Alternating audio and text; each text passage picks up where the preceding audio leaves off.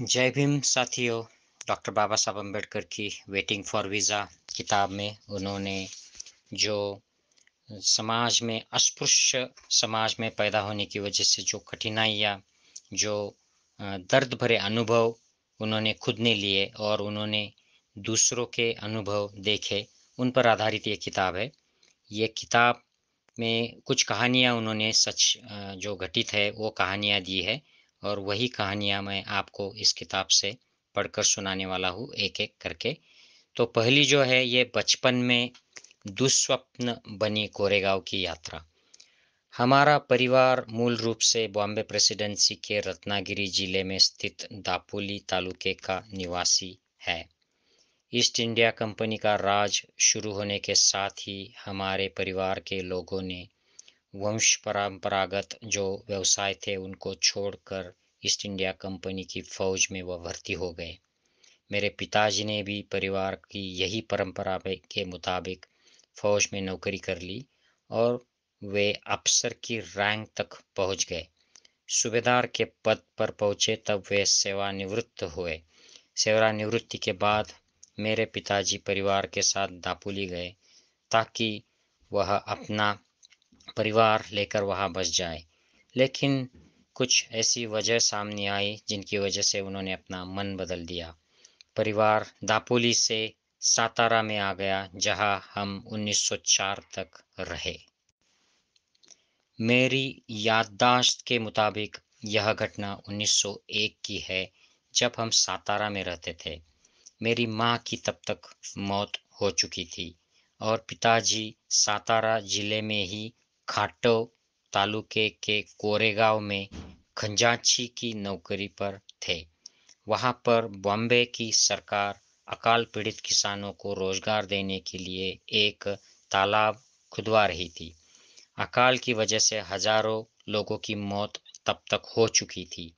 मेरे पिताजी जब कोरेगांव में काम पर थे तब मेरे भाई को, बड़े भाई को, मेरी बहन और उनके दोनों बेटे को मेरी चाची के यहाँ उन्होंने रखा था और कुछ सहृदय पड़ोसियों के जिम्मे पर हमें वो छोड़ गए थे।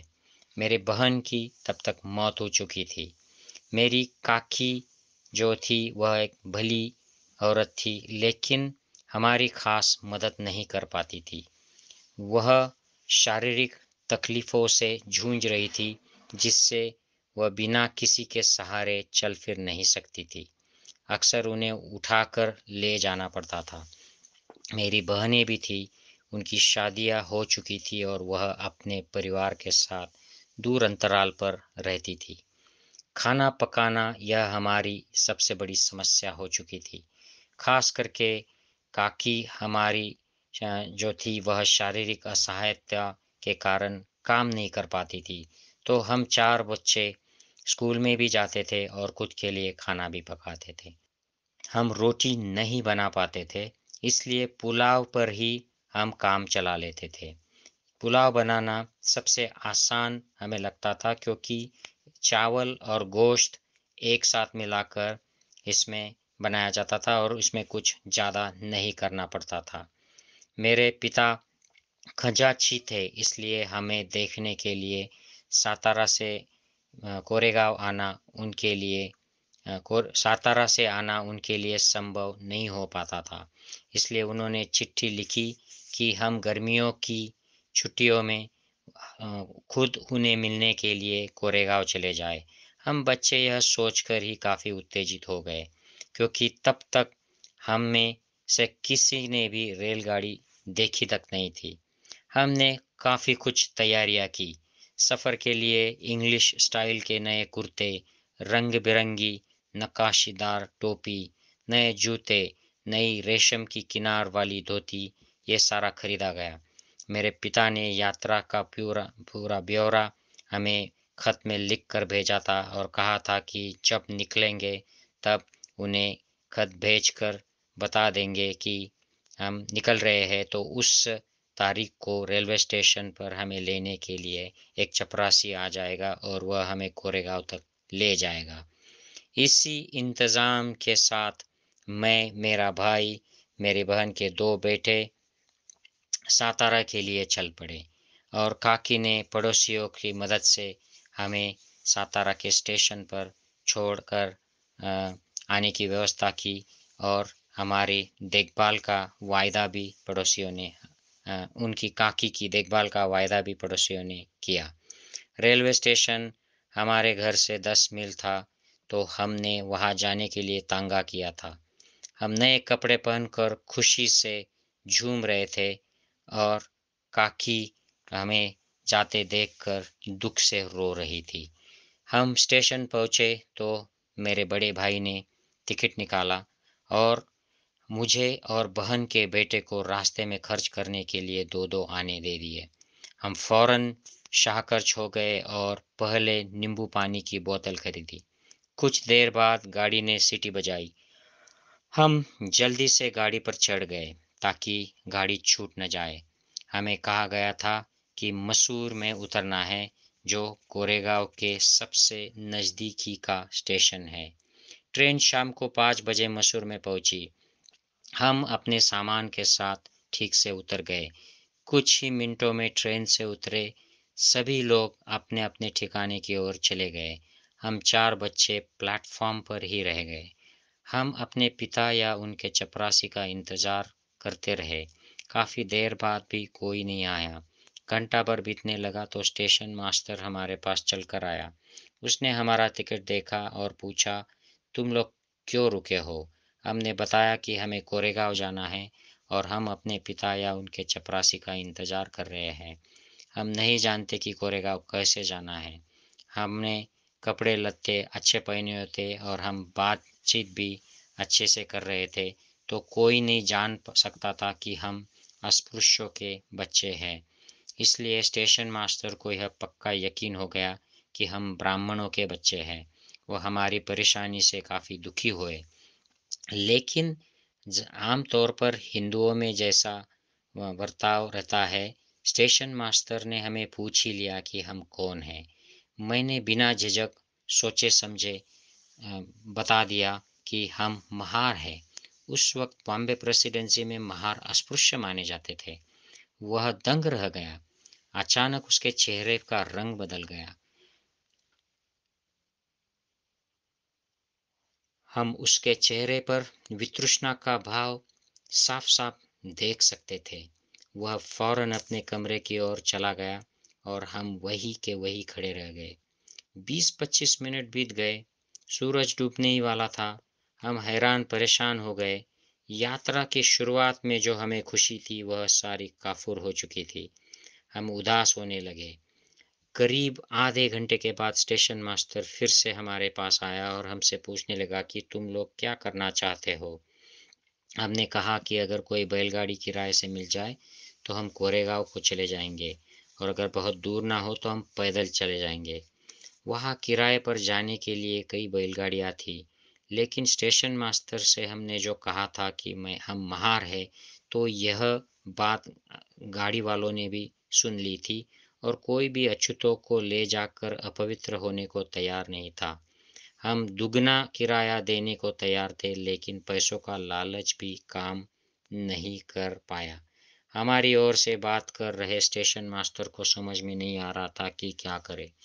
अचानक उसके दिमाग में कोई बात आई और उसने हमसे कहा, क्या तुम लोग गाड़ी हाँक सकते हो?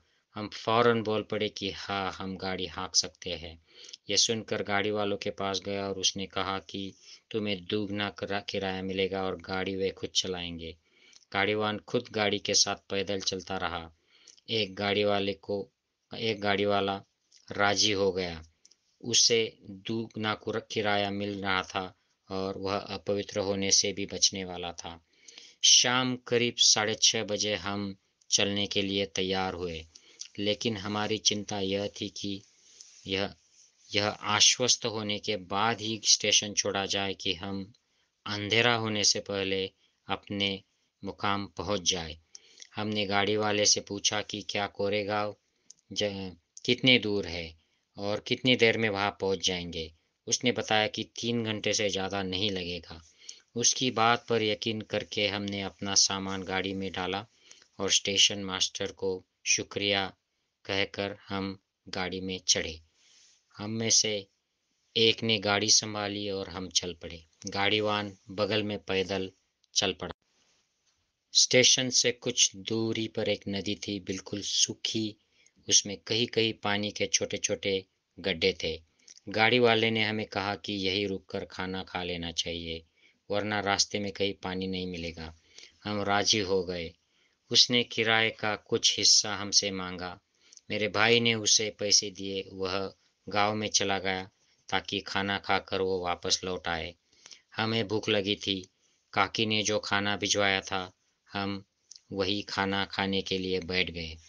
हम अब हमें पानी पीना था। हम में से एक नदी वाले पानी के गड्ढे की ओर गया, लेकिन उसने पाया कि वहाँ पर गाय और बैल के गोबर और पेशाब की बदबू आ रही थी। पानी के बिना हमने आधे पेट खाकर ही खाना बंद किया और गाड़ी वाले का इंतज़ार करने लगे। काफ़ी देर से वह आया। 4-5 मील हम चले होंगे कि अचानक गाड़ी वाला कूदकर गाड़ी में बैठ गया और खुद गाड़ी हाँकने लगा। हम चकित हो गए कि यह वही आदमी था जो अपवित्र होने के डर से गाड़ी में नहीं बैठ रहा था, लेकिन उससे हम कुछ पूछने की हिम्मत नहीं जुटा पाए। हम बस जल्दी से कोरेगाँव जाना चाहते थे। जल्दी ही अंधेरा छा गया। रास्ता दिख नहीं रहा था। कोई आदमी या जानवर भी नहीं नज़र आ रहा था। हम डरने लगे। 3 घंटे से ज़्यादा हो चुके थे, लेकिन कोरेगाँव की कोई निशानी सामने नहीं दिख रही थी। तभी हमारे मन में यह डर हुआ कि कहीं यह गाड़ी वाला हमें ऐसी जगह तो नहीं ले जाएगा और हमें मारकर हमारा सामान लूट ले। हमारे पास सोने के गहने भी थे। हम उससे पूछने लगे कि कोरेगाँव कितना दूर है। वह कहता रहा कि ज़्यादा दूर नहीं, जल्दी पहुँच जाएंगे। रात के 10 बज चुके थे और हम डर के मारे सुबकने लगे और गाड़ी वाले को भला बुरा कहने लगे। वो कोई जवाब नहीं दे रहा था। अचानक हमें कुछ दूर तक एक बत्ती जलती हुई दिखाई दी। गाड़ी वाले ने कहा, वह देखो, चुंगी वाले की बत्ती है। रात में हम वहीं रुकेंगे। हमें कुछ राहत महसूस हुई। आखिर 2 घंटे में हम चुंगी वाले की झोपड़ी तक पहुंचे। यह एक पहाड़ी की तलहटी में उसके दूसरी ओर स्थित थी। वहां पहुंचकर हमने पाया कि बड़ी संख्या में और भी बैलगाड़ियां वहां तक रात गुजार रही थी। हम भूखे थे, खाना खाना चाहते थे, लेकिन पानी नहीं था। गाड़ी वाले से पूछा कि पानी कैसे मिलेगा, तो उसने कहा कि चुंगी वाला हिंदू है। अगर हम उसे सच बता देते हैं कि हम महार हैं, तो वो बिल्कुल पानी नहीं देगा। उसने कहा कि तुम खुद को मुसलमान हो ऐसा बताओ और अपनी तकदीर आजमा लो। उसकी सलाह पर मैं चुंगी वाले की झोपड़ी में गया और पूछा कि क्या पानी मिल जाएगा। उसने पूछा, कौन हो? मैंने कहा कि हम मुसलमान हैं। मैंने उसे उर्दू में कुछ बातें की जो मैं अच्छी तरह से बोल पाता था, लेकिन यह चालाकी काम नहीं आई। उसने रुखाई से कहा, तुम्हारे लिए यहाँ पानी किसने रखा है? पहाड़ी पर पानी है, जाओ वहाँ से ले आओ। मैं अपना सा मुंह लेकर गाड़ी के पास लौट आया। मेरे भाई ने सुना तो कहा कि चलो सो जाओ। बैल खोल दिए गए, गाड़ी जमीन पर रख दी गई। हम गाड़ी के निचले हिस्से में बिस्तर डालकर जैसे वैसे लेट गए।